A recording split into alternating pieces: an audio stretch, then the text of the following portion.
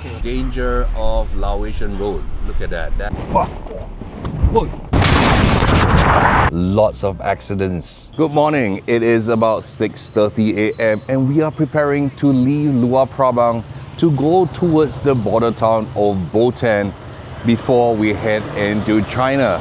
And just beside me, there is a car, a Hyundai Palisade that is from Vietnam. You can see the entire car is caked in dirt and mud, and that is the perilous journey that we took to come over to Laos from Singapore.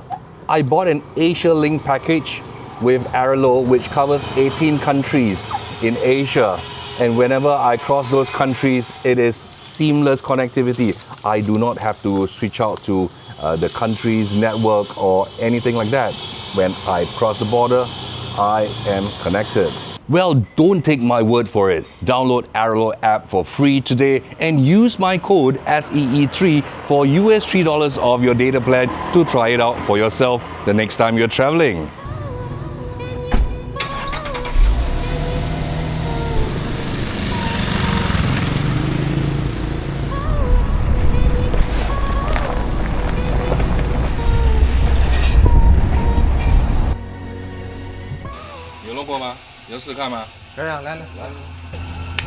OK， 要把那个对，要很大力，对啊，就通了嘛。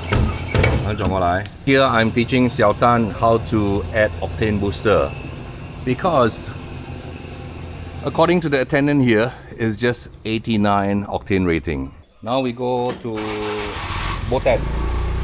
Boten, then go China. Go China. Yeah, go China. Singapore to Japan. Road trip.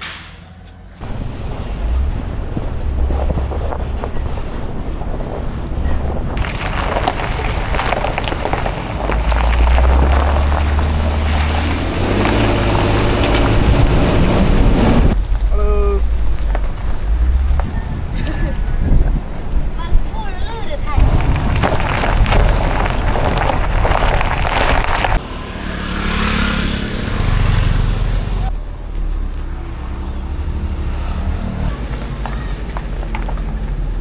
This is how a typical Laotian setup, a home come little mini business looks like by the side of the road. A lot of them, they run kind of provision stores.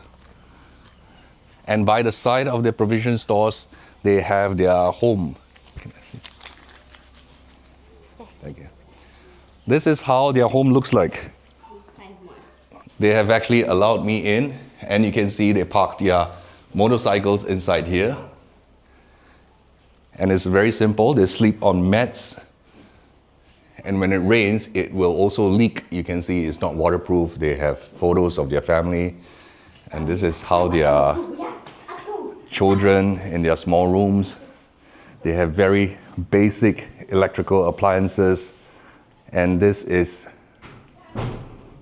their kitchen.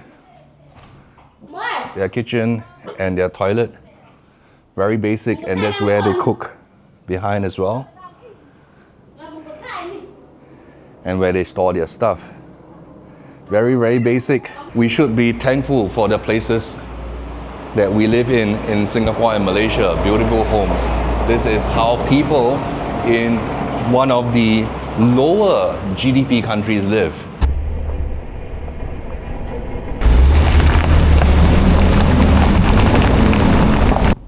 Whoa. Whoa.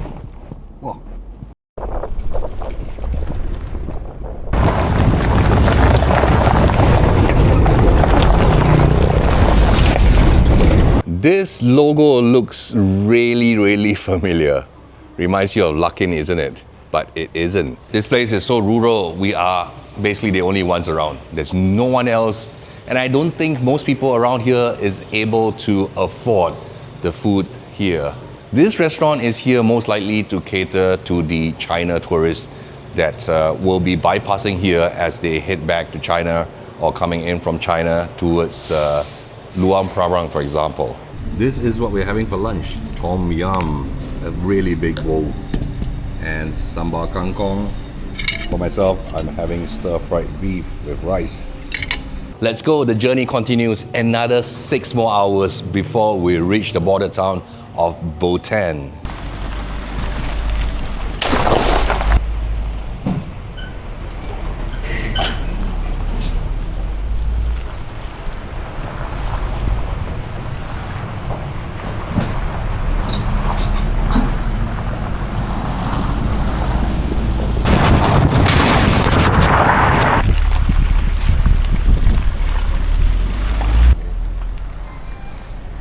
We are here at a typical Laotian market. You can see that it's very run down, but they supply the necessities that the people around here need. You get live fishes. Here, live frog as well. Live frog, live fish, and what is this? Mud skippers, I think. The roads here are really muddy. I just stepped on mud. So you got to watch where you're walking. The people here lead very simple lives. They may not have a lot, but life goes on. And what about baby seat? This is a Laotian baby seat. This is how you carry a baby and ride. It is not the safest, but hey, what other options do they have?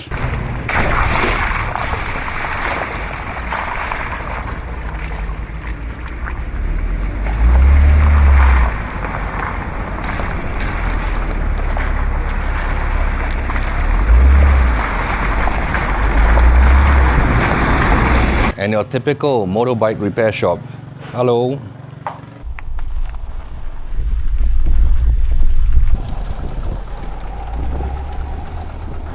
This is what we're gonna go through for the next few kilometers. Look at how wavy and bendy these roads are.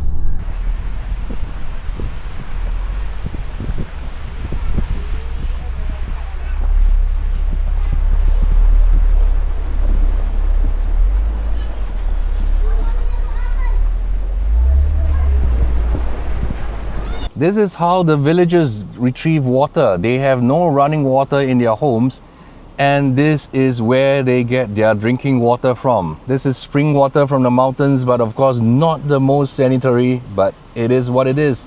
This truck in front of us is from Henan, China. It has come a long way as we are about 100 kilometers away from the Laos-China border. We start to see a lot of Chinese trucks. In fact, these roads are in these conditions due to the sheer number of Chinese trucks just plying these roads day in, day out.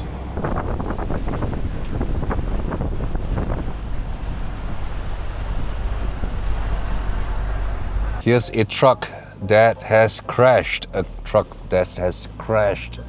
You can see these roads are just hazardous. Lots of accidents. And fatality rates are really high here. This truck is from Hebei. This is even further away from Henan.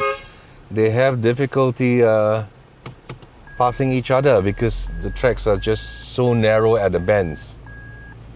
I'm doing a reverse in case they need a little bit more space. And we use our horns to communicate our intentions.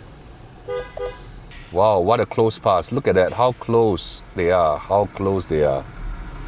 气管断了，对，吸管断了，那你们这样自己修吧？是。在这里自己的气管都断烂了。烂了，好好好。搞一下。你们每天在路上也是很辛苦的吧？对。对。你们是哪里的？什么？你们是哪里的人？新加坡。新加坡的。啊，你知道马来西亚再下去就是新加坡。哦，马来西亚、新加坡。对，就是辽国过后就是泰国，泰国马来西亚，马来西亚过后就是新加坡。啊，高兴认识到你，好。So these trucks are a long way from home, from Henan all the way. And they really have to be self-sufficient because there is no one else here that can help them, and a workshop is really far away. And it's not possible to tow massively laden trucks like this. How do you tow trucks like this? You cannot. So they are trying to fix it on their own. We are now about 100 kilometers away from the Chinese border, and you can see the influence is strong. A lot of words and signages are in Chinese. Lots of Chinese signboards everywhere. From the license plate of this truck in front of us, we can tell that this truck has traveled all the way from Inner Mongolia. They have come a long way. Along the mountain roads, I see this typical evening market for Laotian villagers.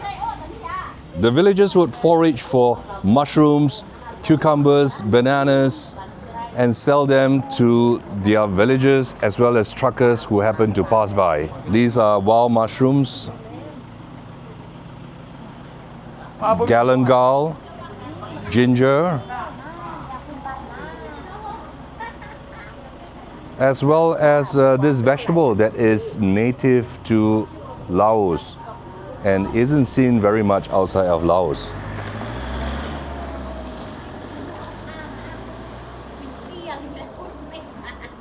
I have no idea what these are. Any one of my viewers who know what they are can leave a comment below.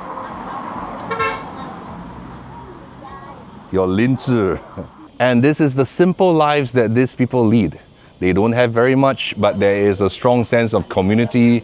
They bring their children here with them, and then the older grandmas here would peddle their wares here, just enough to make ends meet.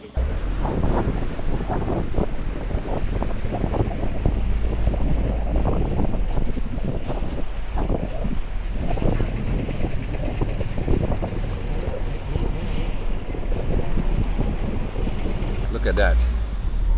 That is the danger of Laotian road. Look at that. That is a water tanker that has literally driven into the ditch. Driven into the ditch. Look at that.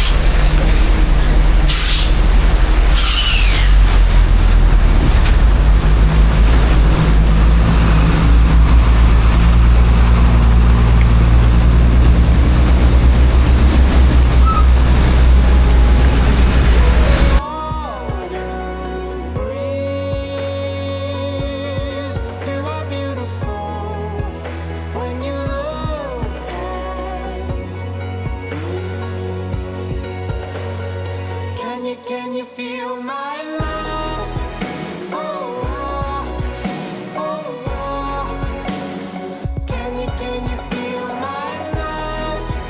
Oh, oh. We have now reached Boten after a grueling. How many days have it been since we left Singapore till now? I think it's a week. It's 7 a week, days? right? Yeah, almost 7 days. Almost 7 days. Of sheer driving, enjoying ourselves with food and adventure as well. And we have finally reached Boten, the border town of Laos and China, as you can see behind. Aralo, I am very sorry. And this is why. If you look at the decals, your brand can no longer be seen. Look at the massive mud encrusted car. And even the action camera.